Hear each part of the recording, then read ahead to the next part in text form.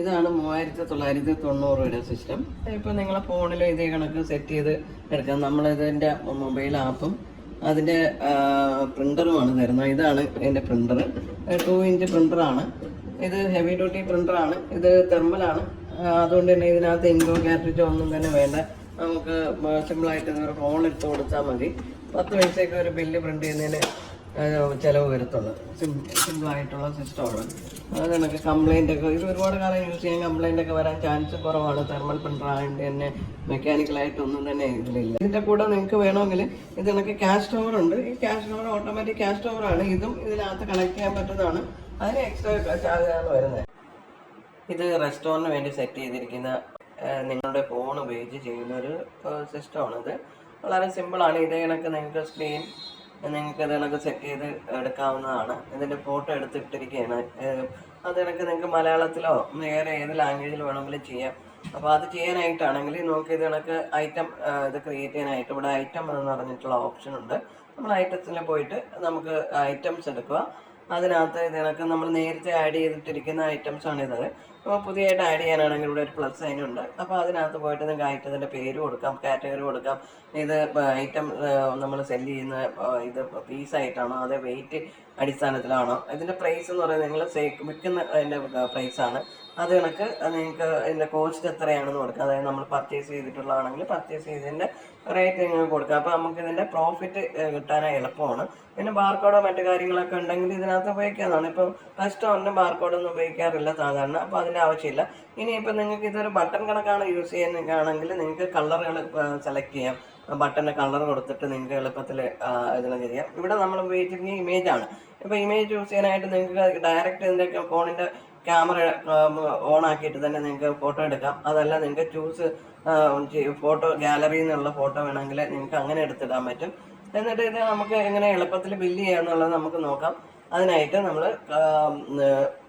ഇതിൻ്റെ സെയിൽസ് എന്ന് പറഞ്ഞ ഓപ്ഷൻ എടുക്കും. അപ്പോൾ അത് നേരത്തെ വന്ന സ്ക്രീനിൽ തന്നെ നിങ്ങൾക്ക് ഇവിടെ കിട്ടും.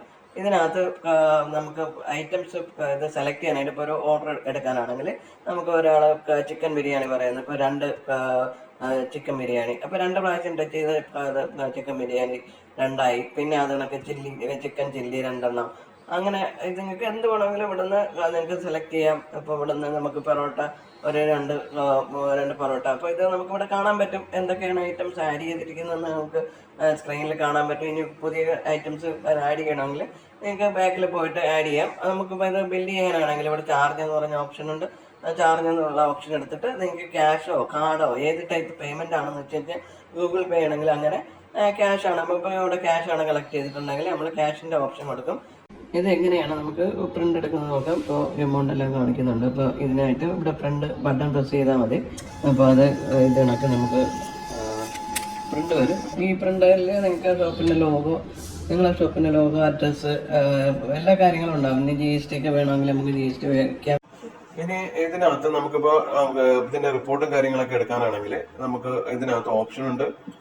ഇതിൽ ബാക്ക് ഓഫീസ് എന്ന് പറഞ്ഞിട്ടുള്ള ഓപ്ഷൻ ഉണ്ട്. അവിടെ പോയിട്ട് നമുക്ക് ഇതിന്റെ എല്ലാ ടൈപ്പ് റിപ്പോർട്ടുകളും നമുക്ക് എടുക്കാൻ പറ്റും. ഇതാണ് നമുക്ക് റിപ്പോർട്ടിന് വേണ്ടിയിട്ട് നമുക്ക് കാണാം.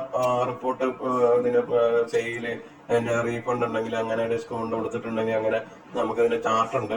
അത് കണക്ക് നമുക്ക് ഏത് ദിവസത്തെ വേണമെങ്കിലും ബില്ല് അടിച്ചിട്ടേക്കുന്ന ഇതെല്ലാം ഡീറ്റെയിൽസ് ഇവിടെ കാണാൻ പറ്റും. ഇത് നമ്മൾ സാമ്പിൾ ഡേറ്റയാണ്. അപ്പോൾ അതുകൊണ്ട് നമുക്ക് വലിയ ഡേറ്റ നമ്മൾ കേട്ടിട്ടില്ല.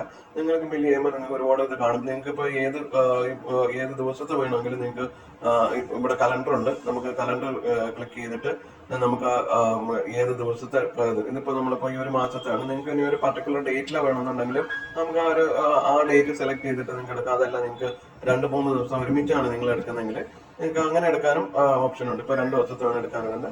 അപ്പോൾ അതെടുത്തിട്ട് നിങ്ങൾക്ക് കൊടുത്തു കഴിഞ്ഞാൽ അതിന്റെ ഓപ്ഷൻ, അതിന്റെ റിപ്പോർട്ട് നിങ്ങൾക്ക് കിട്ടും. ആ ദിവസത്തെ 11-12 ആണ്. അപ്പോൾ അത് ഇത് കണക്ക് നമുക്ക് ഒരു മാസത്തെ, ഒരു വർഷത്തെ, എപ്പോഴത്തെയുള്ള റിപ്പോർട്ട് വേണമെങ്കിലും നിങ്ങൾക്ക് ഇവിടെ എടുക്കാനായിട്ട് സാധിക്കുന്നതാണ്.